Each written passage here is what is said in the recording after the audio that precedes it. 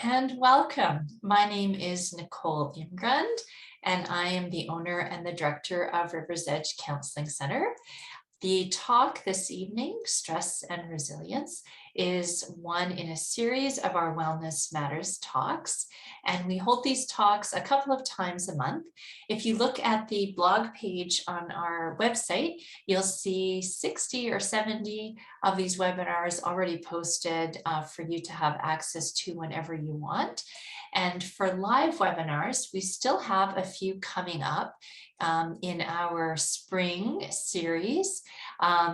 We have on May 5th, Celebrating Introverts, and later in May, Values, Exploration, and Meaning Making, and then in June, Setting Boundaries and Regaining Control. And you are always welcome to join us, and we could not be happier to have you with us this evening. Our facilitator is Sasha Seliga, and Sasha is one of the practicum students at River's Edge. Sasha has spent most of her time living in Edmonton, but her family is all from Slovakia. When she has some time for herself, she enjoys curling up with a book with her spunky cats or making a creative mess of paintings and drawings in her kitchen. She also enjoys connecting with people and helping them the best that she can, as connection is one of the most important things that she values. In fact, connecting and wanting to help people is what started her passion for a career in psychology and advocating for mental wellness. Sasha went to the University of Alberta for her BA in psychology, and she recently graduated, so exciting, with her master's degree in counseling psychology from Yorkville University. She has worked and volunteered in the mental health field for the past 7 years in the Edmonton and St. Albert areas, mainly providing core social skills training for children, teens, and parents. Most recently, she has found interest in training in mindfulness, self-compassion, and emotionally focused individual therapy. Sasha joined our River's Edge team as a practicum student in September, and she has enjoyed connecting with her clients and helping them to meet their goals on their therapeutic journey. I can attest to the fact that she is a very valuable member of our team and valued by her clients. And I'm really excited that she is actually going to continue to work with our clients after her practicum is done later in the summer. And she'll be with us in the fall when she reaches another amazing milestone in this journey and becomes a provisional psychologist. For the talk this evening, you have access to the chat function at the bottom, and I'm going to monitor that during her presentation in case there's any technical issues that come up. You can also click on the Q&A button and post any questions you have. Sasha said her presentation will be less than an hour, maybe around 45 or so. So we'll have a little bit of time to address any questions or share any comments that are posted, and we'll do that at that time. So with that, I am going to duck out and turn it over to you, Sasha. Great. Thank you so much for that introduction, Nicole. And I'm happy to connect with all of you that have joined with me on this talk about stress and resilience. So a big reason why I wanted to present on this topic is because everyone experiences stress at some point in their lives, I feel, in some form or another, especially the past few years, all that we've kind of gone through. It's something that we humans all collectively experience and something we can all relate to. So I hope that you're able to get something out of the presentation today. All right, so what is stress? I wanted to go into this presentation just kind of talking about what that is. So like I said earlier, everyone kind of experiences stress. Some theories that explain what stress is that it's your body's reaction to perceived pressure from a certain situation or life event. So this pressure can come in different types of forms. More commonly known pressures are, some that come to mind are your job, maybe family, finances, world events, maybe natural disasters, just to name a few. I'm sure there's a bunch of stressors that you all could think of that just automatically come to mind for you as well. So the body's reactions to these pressures can be physical, mental, or an emotional reaction. And the person who coined this term is called stress. His name is Hans Selye, and he defined stress and described it as your body's experiencing of hormonal changes and physiological responses when you're faced with some kind of stressful event or situation. And this is known as the stress response. So the stress response occurs in your brain, which triggers your nervous system and just branches out in the rest of your body. So certain stress hormones will be triggered that will produce well-orchestrated physiological changes. So common ones that people normally think of when stress is triggered and those hormones that happen are cortisol and adrenaline. So this response is what gives you that kind of burst of energy that helps deal with perceived danger or stressor. So otherwise known as the fight, flight, or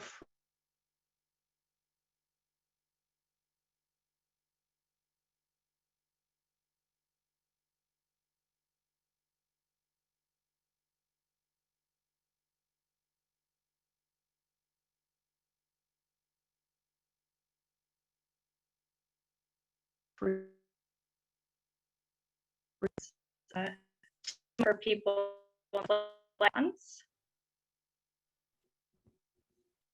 is, oh, sorry, here we go. Sorry, we lost your audio. It took me a second to figure out if it was just me, but I see in the chat others have as well. Can you try talking again? Or? Yeah, can you all hear me this time? Now we can, yeah. So maybe just go Okay. back a few sentences for us. Yeah, there we go. Sure. Talk about We all stress, thought it was our own computer, so odd you weren't muted. Okay. Perfect. Well, I'll go over this slide one more time then. Yeah, talk about stress. Geez, I'm already sweating. So yeah, the stress response. Yeah, I can even just kind of use this moment as an example. You know, when a stressful situation happens, usually our body kind of gets triggered and we go into this fight, flight, or freeze mode. And that's kind of that survival mode that we go into. So right now I might notice that, you know, my hands might be getting sweaty, or my heart rate's kind of quickened. That's kind of the stress response I'm getting, and this kind of pressure that I'm kind of perceiving in my situation right now. So hopefully this doesn't cut out, but this response occurs in the brain and is triggering this physiological hormonal response that branches out into the body. And that usually releases cortisol or adrenaline. And this kind of gives us that burst of energy that kind of helps us perceive this sense of danger or some kind of stressor. And this is kind of that survival mechanism, that evolutionary piece that we've kind of, as humans and mammals, have survived with. So this just allows us to better navigate our world and make sure that we're safe. So even though the body is doing what it's supposed to be doing, you know, it's built kind of to deal with stress, the body can also overreact. So we can overreact to all these different stressors in our lives that are not life-threatening, such as traffic jams, your audio cutting out in a presentation, work pressure, or family difficulties. So those are the more common ones. So does that mean all stress is bad? So no, that's actually not the case. Not all stress is bad. In fact, performance and wellness is enhanced with moderate and manageable levels of stress. Stress can create motivation. Without some stress, people wouldn't get a lot done. Positive stress is that extra burst of hormones that helps you try to finish, maybe a final paper if you're a student. Maybe if you play sports, it's that kind of rush to get that home run. Maybe at work, you're trying to meet a deadline. So that burst kind of helps you push through and get those things done and meet just those everyday challenges. So the ability to learn from your stress is also built into your body's stress response. So for several hours after you experience a stressful event, your brain is busy rewiring itself to remember and learn from this experience. So this brain activity helps you better be prepared to handle similar situations and similar stressors the next time around. So when the danger or stressor that comes has passed, your stress and digest response kind of kicks in to help you calm down and return to this kind of natural state. So the more you're exposed to a stressor and the more times that you've kind of gone through it and those pathways have kind of been created in the brain, the less time it is for you to kind of get back into that rest, calm state. So when does stress become a problem?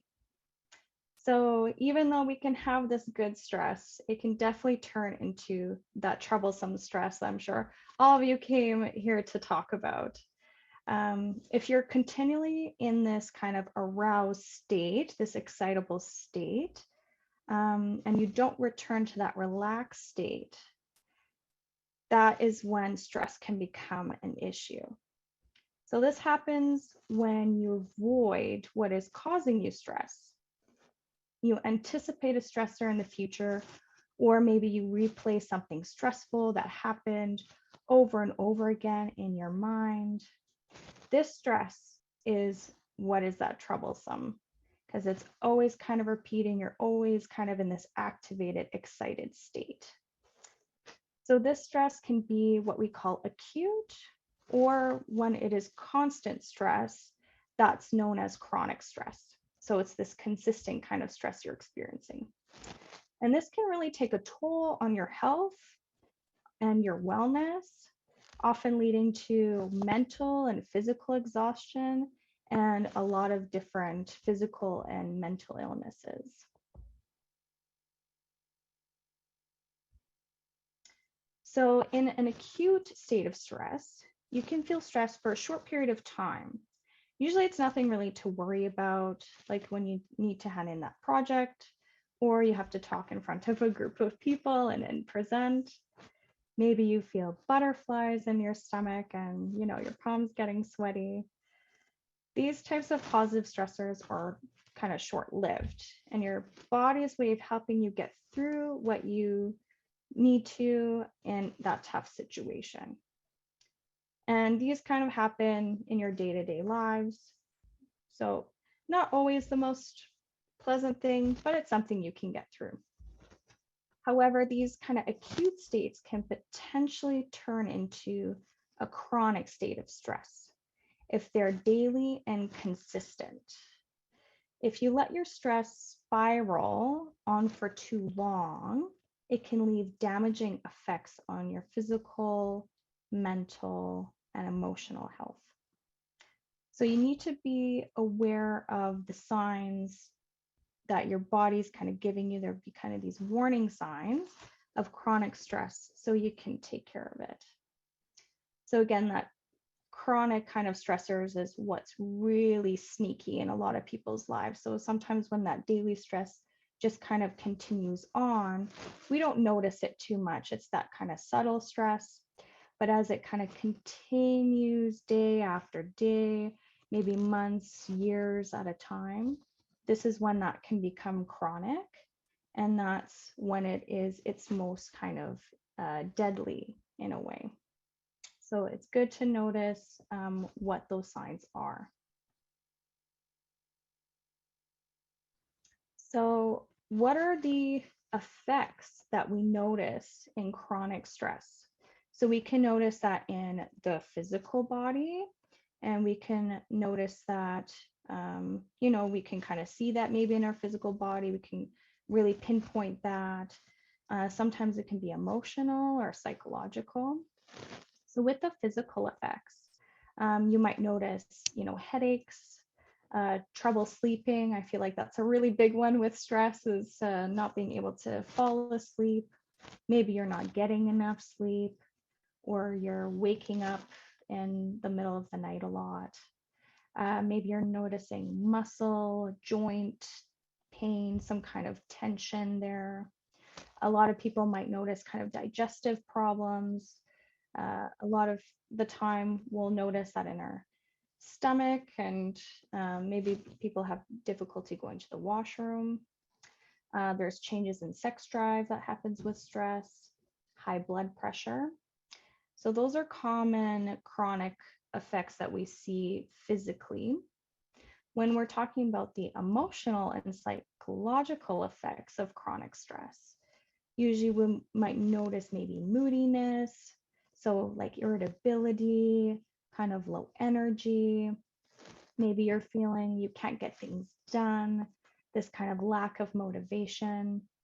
You might notice anxiety, this kind of restlessness, sadness or depression, or even what we call burnout. So burnout is usually what happens in our jobs or daily life, where we just don't feel like we're motivated to go to work anymore. Kind of interferes with our work.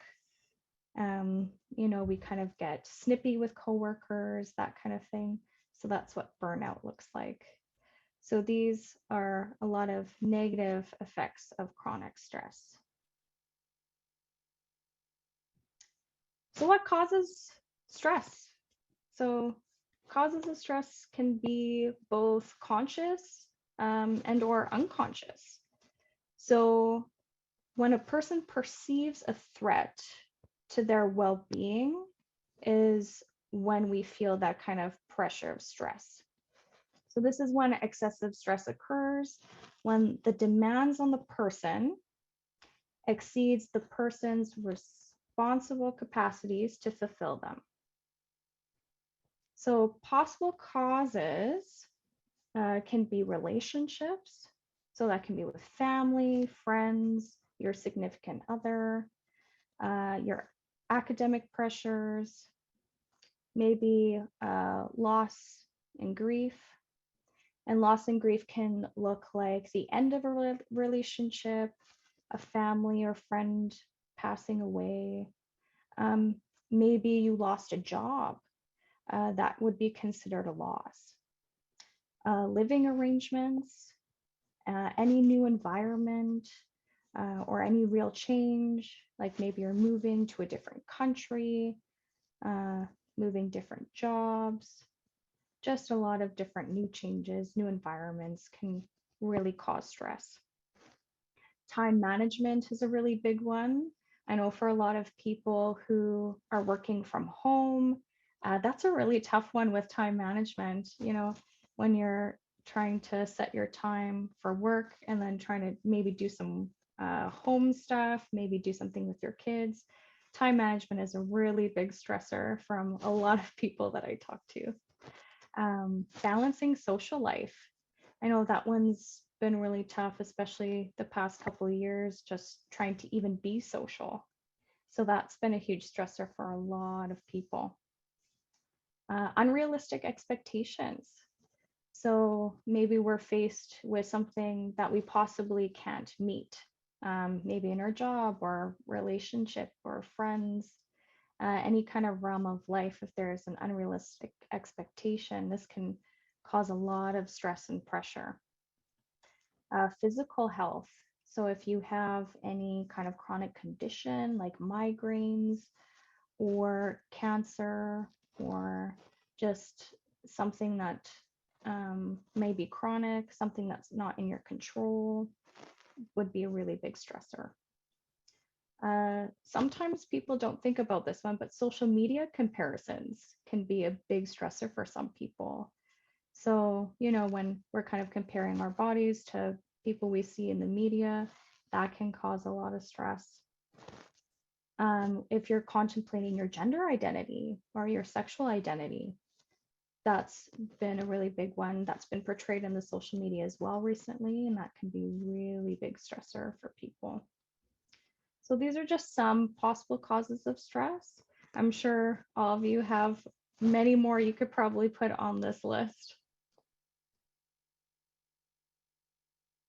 So additional symptoms of stress to really pay attention to are the ones I have listed on the slide.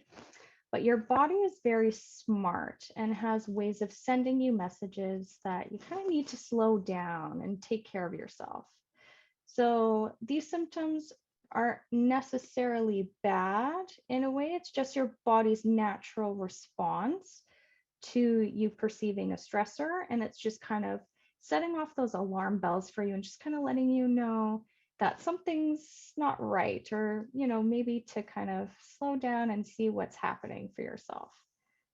So some of the symptoms you want to watch out for is this lack of concentration.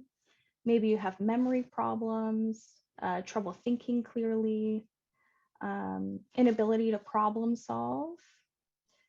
Depression and sadness really comes up with stress. Just this kind of anger, frustration.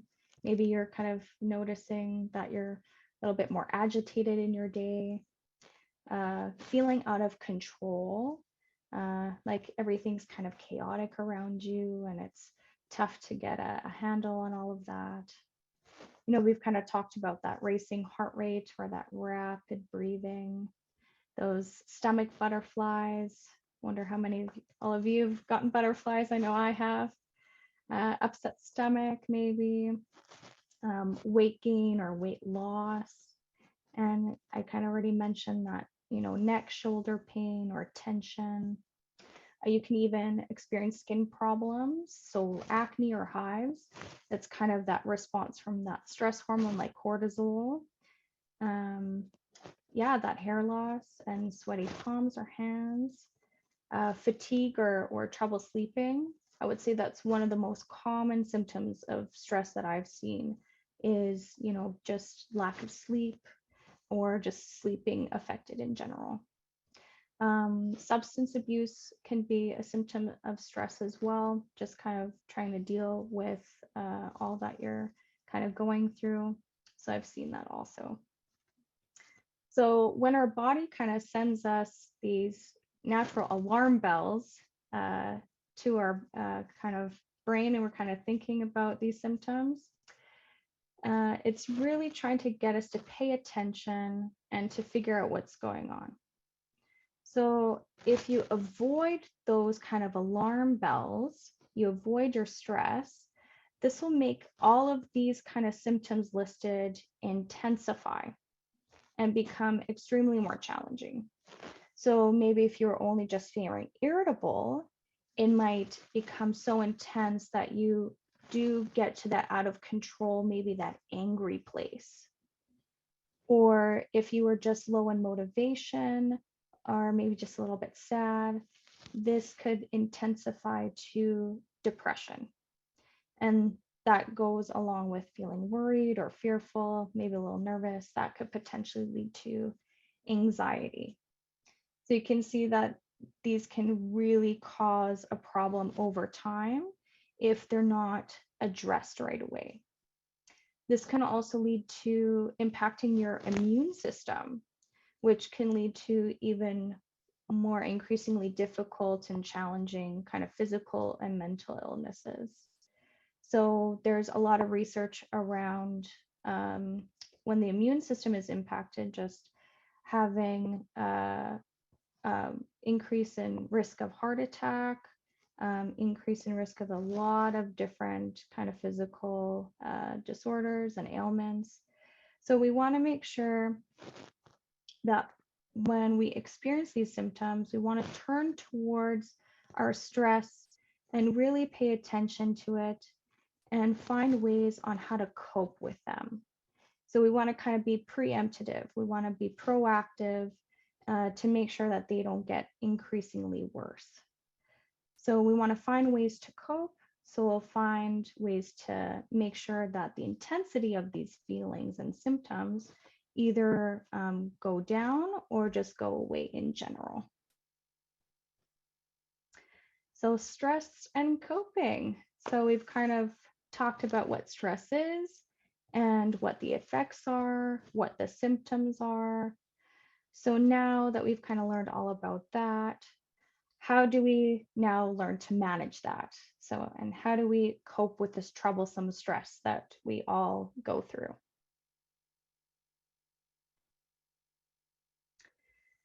So, when meeting our stress, we want to have a growth and curious mindset. So, the way you view stress has an impact on your well being and ability to cope and learn from stress. So, learning new coping skills and habits will help you to get better at stress and build resilience, or the ability to survive, thrive, and bounce back from challenges. So, the recipe for managing stress involves having resistance resources, a variety of coping strategies, and building resilience. So I just kind of want to reiterate here that we're really trying to meet stress and just trying to meet where it's at, because stress is just a natural response to, just everyday life stressors. So we're not trying to necessarily beat stress. We're just trying to cope, meet it where it's at, and kind of build this resilience and have an open mindset. So when we're coping with stress, one of the first pieces of this recipe is resistance resources. So this refers to personal and social resources that may buffer a person from the impact of stress. So personal resources can look like family, that can be community, that can be friends.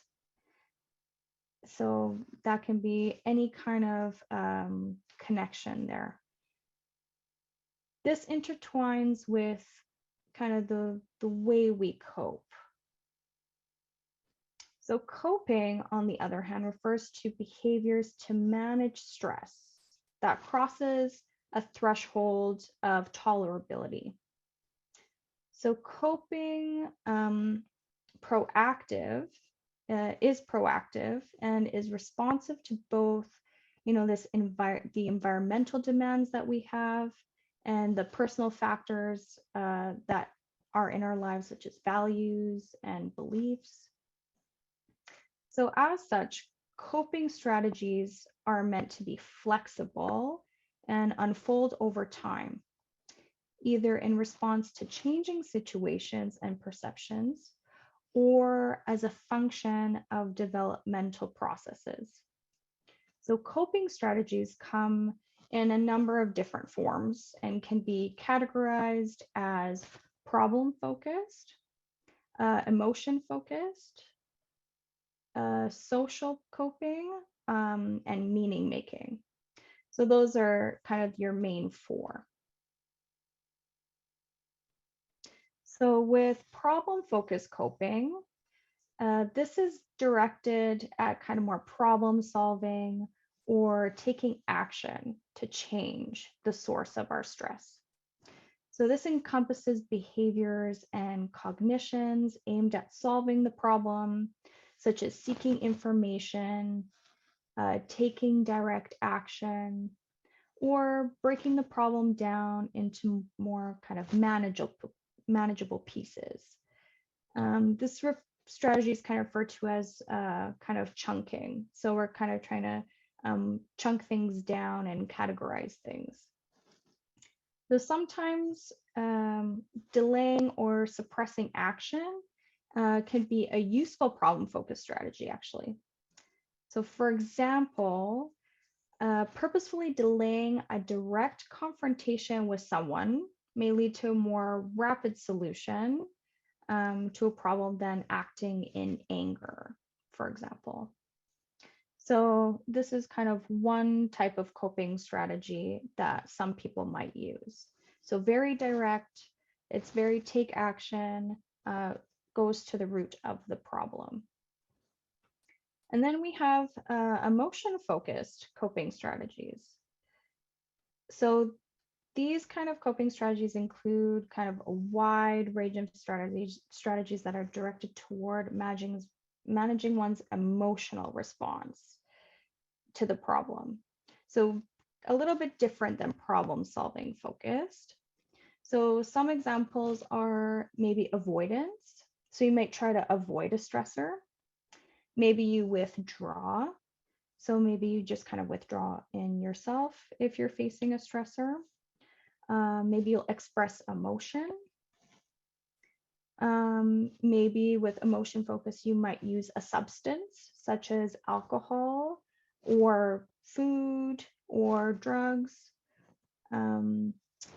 As might be expected, though, avoidance strategies are often associated with poor outcomes, but other emotion-focused strategies such as expressing emotion through maybe journals or writing may be associated with positive outcomes.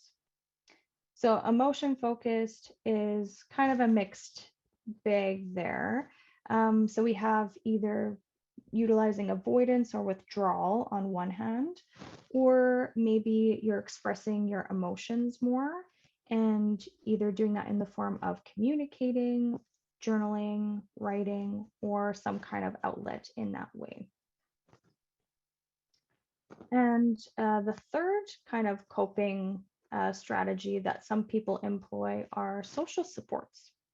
So social support coping strategies involve kind of seeking both emotional and concrete aid from others or advice. So the outcome of these types of coping strategies often depends on the social context. So for example, maybe you're confiding in somebody after a traumatic event. And this is generally associated with better outcomes. But if the confidant responds negatively, so if the person you're kind of sharing your experience with is responding negatively, or maybe they're invalidating your experience, maybe they're jumping to a solution-focused kind of solution for you, then sometimes emotional distress may actually be increased.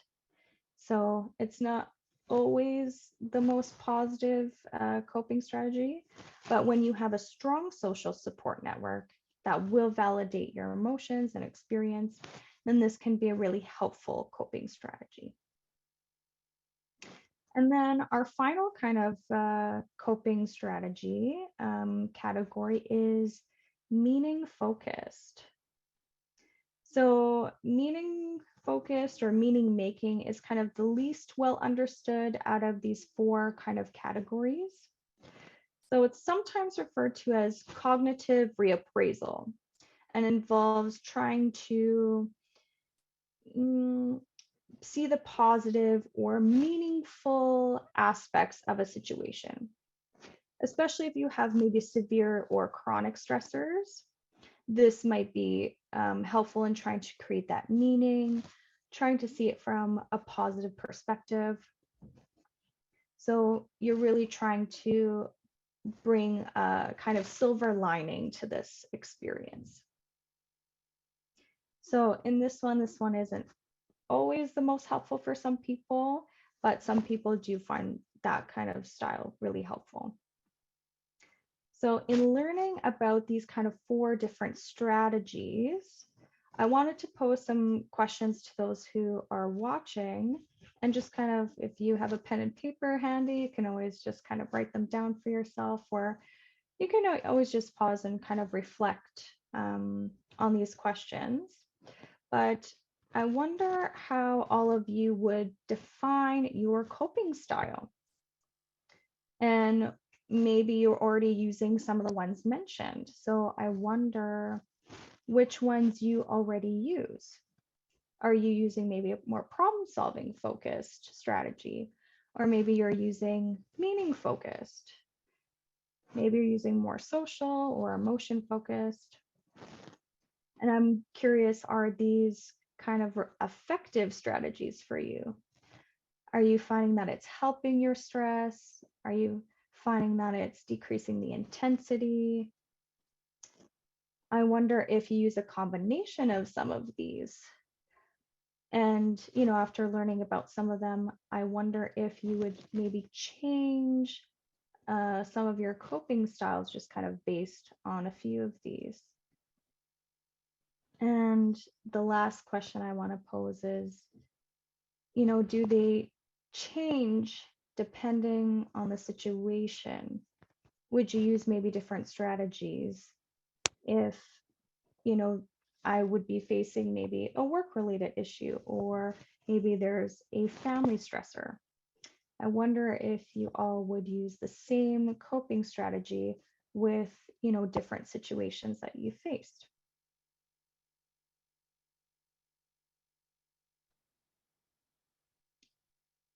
So some examples I wanted to give of coping with stress. And this is not an exhaustive list, so you can always add to this on your own. Identifying what causes you stress is one big example of coping with stress. It's where usually a lot of people start. Getting plenty of sleep. Do a digital detox. So some people will just kind of put their phone, laptop, any electronics away just to see if that helps decrease the intensity of their stress. Getting comfortable with your feelings and sharing them with others. I know this one can be really tough for people who don't normally share feelings, and maybe that's a little bit too much, but that's definitely an example of coping with stress that some people use. Managing your time. Practicing relaxation techniques such as breathing, yoga, stretching, working out, gratitude, mindfulness, and self-compassion. That's a really big one. Just going outside and being with nature. Setting boundaries with people. So maybe you have a family member who's causing a big stressor for you, and you need to place some boundaries in order to decrease that intensity. Nourishing your body with food and movement. This one's probably one of my favorites, but laughing a lot to cope with stress. Usually I'm very sarcastic, so that's definitely my coping style. Getting social or helping others. Every day, do something that brings you joy. Doing something nice for yourself.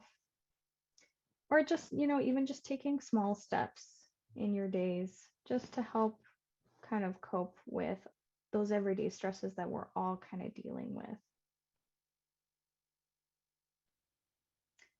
So in kind of looking at all these different types of coping styles that you may use, you may have noticed already that it might be difficult for you to just select only one coping style when kind of answering those questions I asked earlier.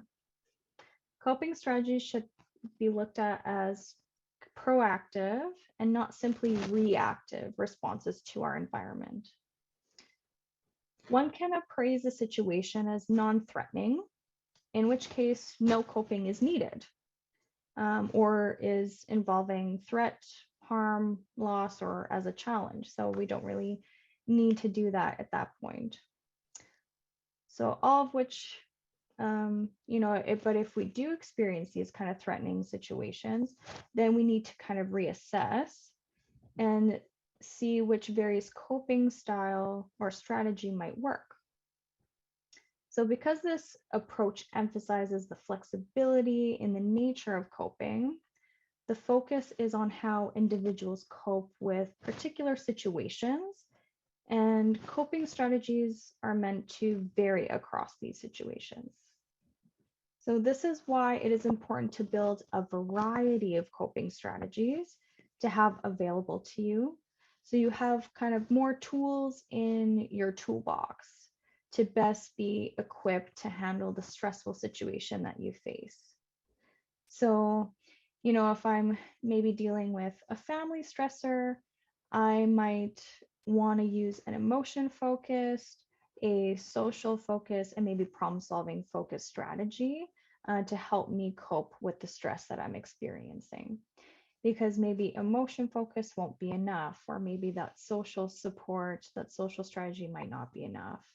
So just having this flexibility in our coping strategies is really helpful to help us navigate these different situations.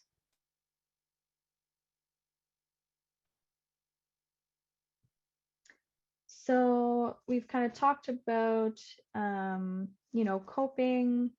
So that's kind of only part of our little recipe that we had for stress management.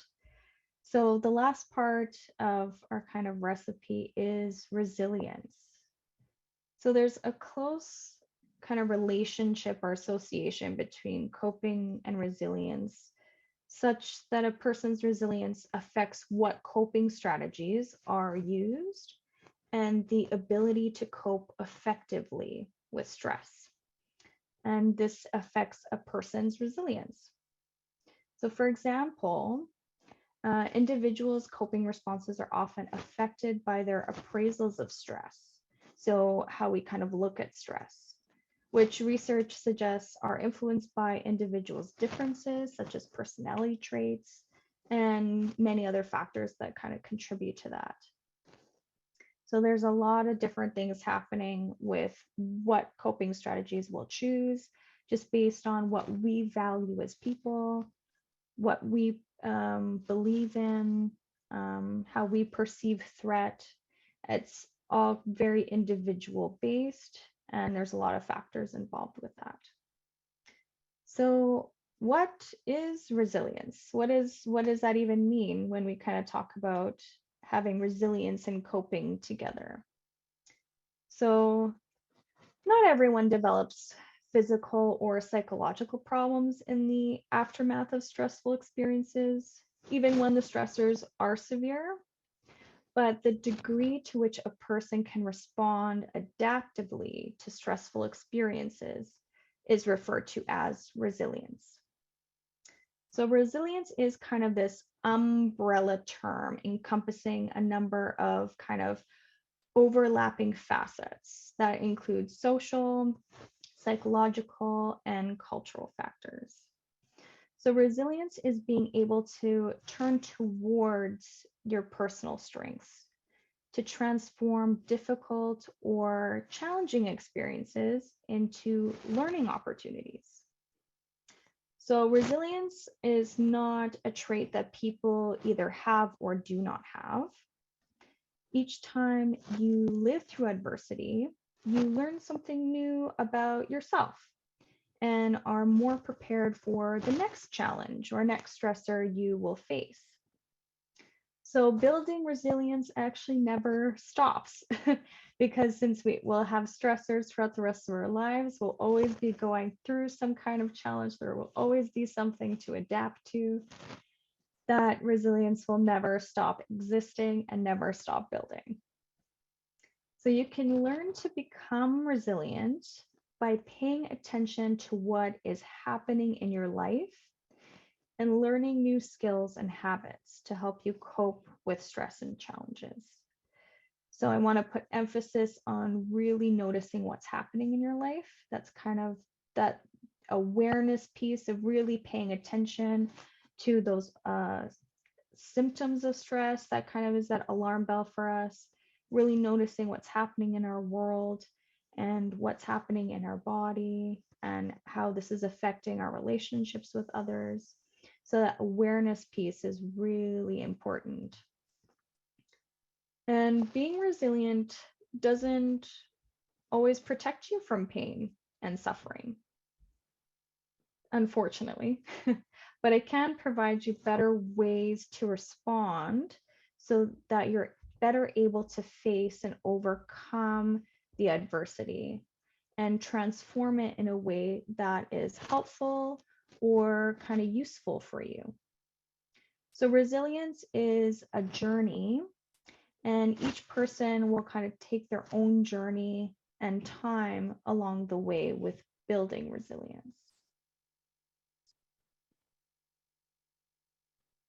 So what are some resilience factors? What kind of makes up resilience? What can we really pay attention to in building that? So some of the factors that make up resilience are trust, identity, independence, relationships, support systems, initiative, and problem solving. So these resilience factors will help you draw from your personal strengths to better prepare for living through adversity and learning from adversity. So with trust, trusting others and yourself is the foundation of being resilient. So when you trust others, you let go of the need to control what other people do and say, and instead focus on yourself.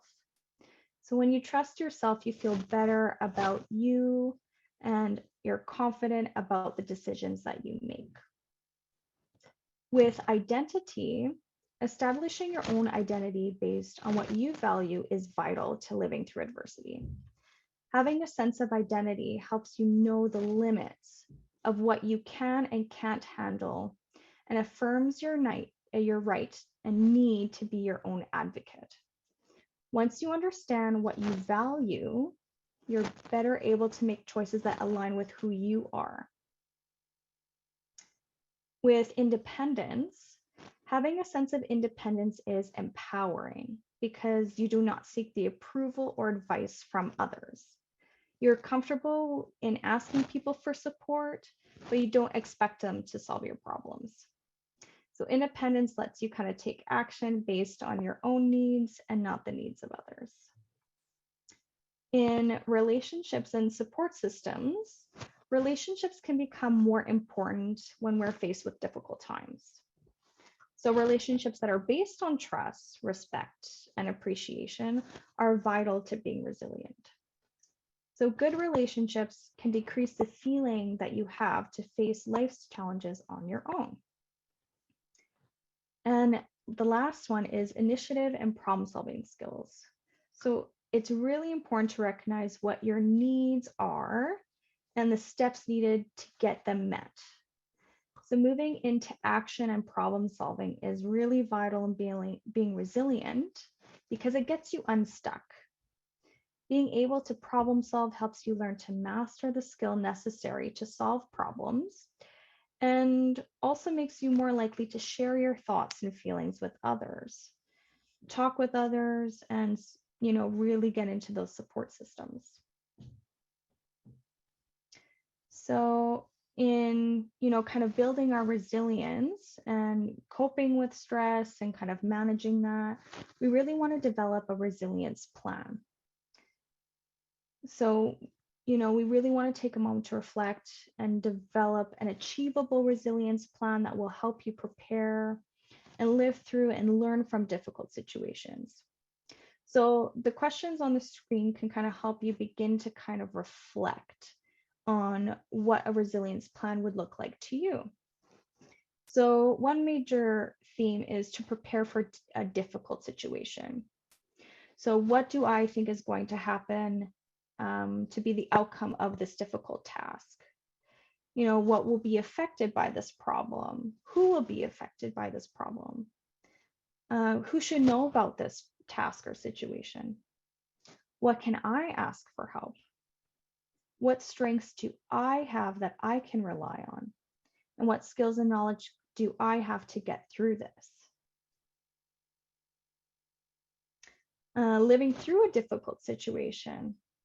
So, checking in with yourself, right? How am I feeling today? How are the other people involved handling the situation? What new actions need to be planned or taken? What is going well? What is challenging for me? You can fill in the blanks with these kind of statements with what resilience factors will draw will you draw on to live your life through a problem? So I have this strength, or I can do this. I am resilient, I'm strong, those kind of statements. And learning from a difficult situation. So what do you need to learn about yourself? What did you learn about your friends in these stressful situations? What did you learn about yourself when you had to ask for help? What was this experience like in terms of meaning? Was it meaningful for me? So all of these questions will help you develop a resilience plan and help you to kind of fortify your coping strategies in meeting and managing stress. So all of these are ones that I would encourage you all to kind of check in with and see what's happening for yourself with these questions. And this will help you better get a better picture of how to build your coping strategies, what you can rely on, and to more effectively handle and manage your stress. So just kind of reviewing all of that, I know there's a lot of information. So we've kind of discussed that stress is a universal human experience. We've discussed that when your body perceives stress, there's this hormonal, physiological response called the stress response. And we've kind of learned that not all stress is bad, but can become troublesome and chronic. And this can be detrimental to our physical, emotional, and psychological well-being. Causes of stress can be unconscious or conscious, and avoiding these symptoms of stress will make them intensify and become more challenging. And coping with stress means having a variety of strategies in place to better manage the symptoms and lessen or eliminate the effects. And last but not least, resilience is a key component to meeting stress and developing an achievable resilience plan that will help you better prepare, live through your life, and learn from difficult situations. I do have some additional resources if anyone is interested. When the Body Says No is a book by Dr. Gabor Mate. The Body Keeps Score by Bessel van der Kolk. That's a really good one that I enjoy. And Mindfulness Self-Compassion Workbook by Christopher Germer and Kristen Neff. These are all really great books if you're really interested in learning more about stress and the effects on the body, and just full of additional information on how to manage stress as well. All right, so thank you all for that. And if you have any questions or comments, I'm definitely open. And I will stop sharing my presentation. Thanks so much, Sasha. And for any of you who can't stay an extra few minutes for some questions and comments, I just want to thank you for joining us this evening. And I hope that we get to see you again in the near future at one of our talks. Take care.